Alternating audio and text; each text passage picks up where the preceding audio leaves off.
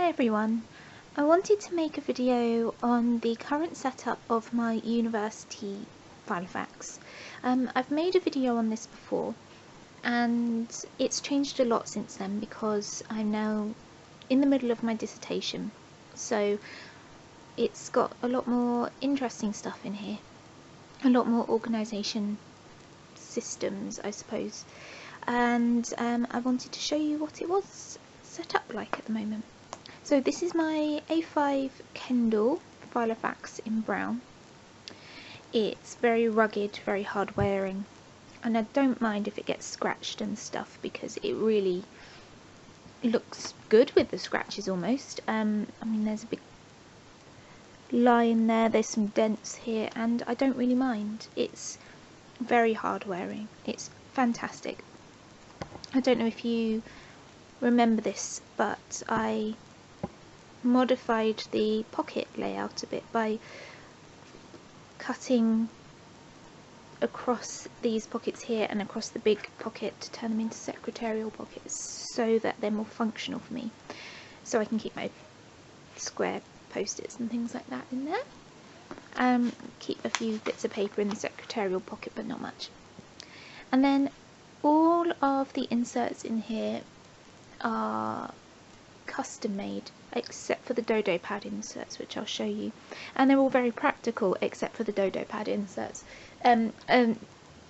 Not practical, they're all very professional except for the Dodo Pad inserts. Dodo Pad is very practical too, but I think if you were working in a very serious place, Dodo Pad doesn't look very professional, but it's really fun and I love them, and they're very practical for me, so I have them in here. But for the rest of it, I do have colourful dividers, and I guess the tabs look a bit colourful, but that's as sort of pretty as this gets.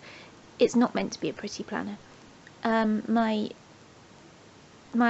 normal daily planner, my A6, it has pretty dividers, and I might have the odd bit of washi tape in there, but that's not like these pretty planners you see on YouTube and Instagram and stuff, but in comparison this is really plain. I think that in offices, when you see the sort of brightly coloured folders, the ring binders, like the yellows and reds and blues and greens and the odd orange and stuff, those are the colours that I put in here. This one's purple. I just randomly grabbed it and chucked it in here from a load of coloured card I had made already into dividers. But I sort of stick to the sort of normal colours of an office, like the odd bit of pink and stuff that reflects the colours of post-it notes, but it's really quite plain, which I like because it puts me into the work frame of mind rather than the fun frame of mind. Okay, so the first section is work, and that is the most important thing.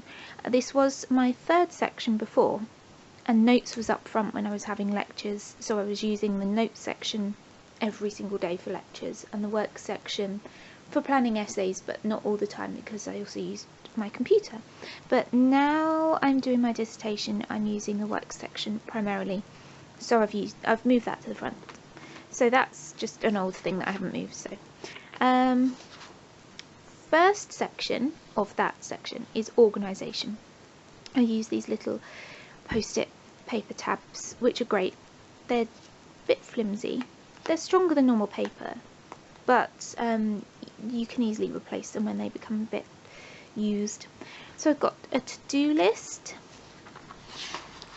and another to-do list, and then I was going to carry on the to-do list here, but I just grabbed a piece of plain paper. And so this is the organisation section, which is mainly like to-do lists and things to keep me organised. Then I've got my sections of my sections of my dissertation sheet, but I've been doing that on my computer, so I'll probably take this out soon. And then I randomly stuck some post-it notes with ideas on there. Now when I come to writing things up, I use a list of keywords so that I can keep remembering what it is I keep having to look up. when I've got a particular word that I want to keep using, so I don't have to keep on trying to remember what it was I was thinking of. Now this is embarrassing. So when you are proofreading your work, sometimes, especially if you've proofread it a lot, your eyes just don't see the mistakes anymore. And there are some things that, you know, if you're typing, you might miss the odd letter, and when you've got muscle memory to type a certain word and then there's a similar word that you keep misspelling because you're so used to typing the first word, it's difficult. So for example, the word statute, S-T-A-T-U-T-E, I keep writing statue. That isn't the embarrassing thing. And then Northampton, my brain keeps on getting muddled with Nottingham, don't ask. But I am doing my dissertation on public trust, and I have seen it a couple of times in my work, and actually a couple of times in a published article, where instead of saying public, they say pubic. So I've put this on my proofreading checklist to make sure I don't write that, because that would be very embarrassing. And here are some library searches that I've done or I've got to do. There's some books that I was looking for, and I got a few of them but not the rest. When I do my reading, I can tick off this. So each number applies to a different publication. So book 1 has all of these chapters, so I can tick them off as I read them. And then there's these, you know, publication 1, publication 2, 3, 4, whatever. I'll show you what they mean in a second. Okay, so this is a list of pages that I need to read in books or articles when I have found relevant parts in the contents or the index, and I can cross them off when I've finished reading them, which applies to this. So when you are researching with, because I'm so used to researching with e-books, like downloadable articles or e-reader books on, you know, my university library's website, where you can just do Control F and search for a word or use the search function. It's so easy to find the keywords relating to your work. But when you're using an old-fashioned index, it's not so easy to know that the index has everything in there you need, because it's done with human error sometimes. You know, you can miss some important parts because they haven't listed them in the index. So I'm trying to make sure that I find everything I need to read in these books, and I'm trying to be consistent with my searching for these words in indexes. So these are the keywords that I need to look up in every index of every book, or I need to search electronically like Control F or the search function on ebooks.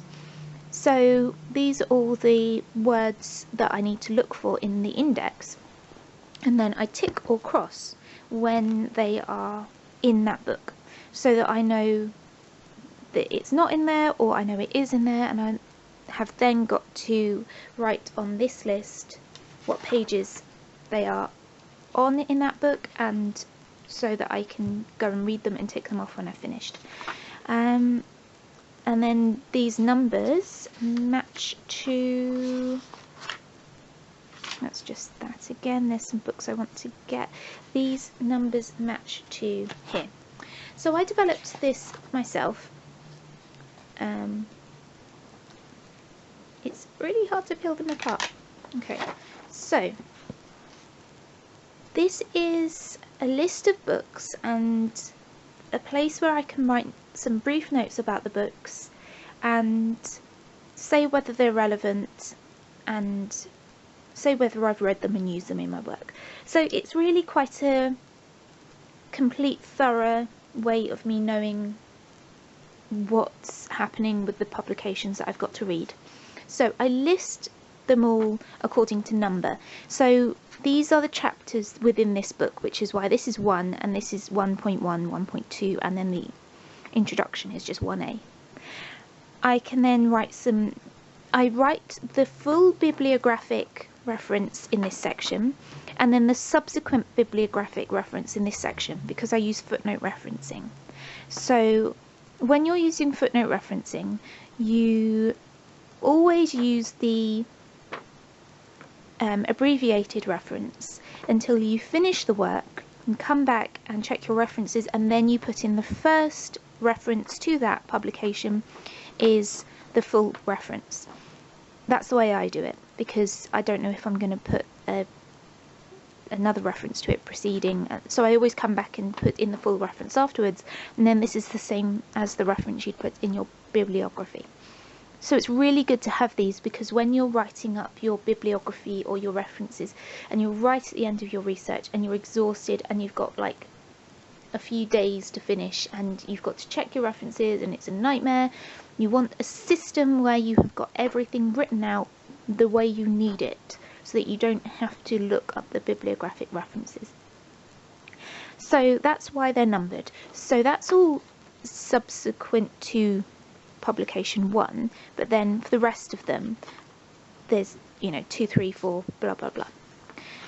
So that's that. I've also then got a sheet for grey literature, which are policies, government documents, stuff that hasn't been published because it's more of a resource than a published document. And then this is my information and reference section, which is basically stuff that I can refer back to help me along, but that I don't need to look at all the time. So there's a list of what I've done so far, but to be honest, that could go behind my to-do section, because once I've done something I can then include it on here. I've got some don't forgets, which are important for me to remember, obviously. Random list that is very unfinished of codes of ethics. I'm a museum studies student, so I deal with codes of ethics and things for museums. And this is my dissertation proposal form's answers that are relevant for me to keep looking at. I don't have all of the answers here because these are just the main ones, but when I'm thinking, when I first started out with this project, what were my goals? Have they changed? What were my research questions? Have they changed? I've got this here. And oops, there's the dissertation proposal form that I answered here. And then some advice. So this is my advice and meetings section. I'm going to tell you about the paper in a bit. My advice and meetings section is if I find advice online for how to research effectively, how to write effectively. If I get advice from my classmates or lecturers, if I take advice from books, like research ethics books and stuff like that. And then my dissertation meetings, my supervisions. So that's that. I keep doing this. I will show you what that is in a minute. And then my notes section. And this is the most important thing. This is like a gigantic brain dump. Wonderingments. I love that, wonderingments. I think I made up that word. I know it's not a real word. I get paper from my A6, which is the planner that I take with me everywhere, and put them in here when I need to transfer things. Sometimes I don't copy them over onto A5 paper, sometimes I just put them in here, and they fit with 3 rings on them. So this is all just a gigantic brain dump section, but some of it is more specific about a particular aspect of my dissertation, or a brain dump about one topic I'm doing or something. And this is where I just have all of my random thoughts, and so I'm slowly ticking them off after I integrate them into my to-dos or my plan or something like that. And this is my work section. So when I'm actually going into writing my sections up, this is like the preliminaries of those sections. I've got to do a literature review. I've done my first draft of it, my preliminary one, and then every thing I do that is actually contributing towards a final section in my dissertation goes in this section rather than in notes. But if I start it in notes and develop it, I can then move it into here when I know that it's going to contribute towards my actual written work. And then I think the rest of this is rather random because this is where I keep my note paper. So I just sometimes just move to this section, start writing in here, and then come back to it later and move it. For example, this has then got to go in my advice and meeting section. So I have spliced, I think that's the word, or even if it's not, I have cut from the holes where the rings go through to the edge of the paper, so that I can take them out and put them back in really easily and quickly.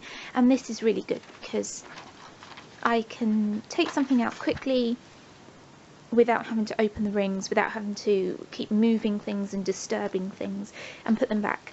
I wouldn't recommend that if you are quite rough with your paper. So if I were quickly moving sections, the whole,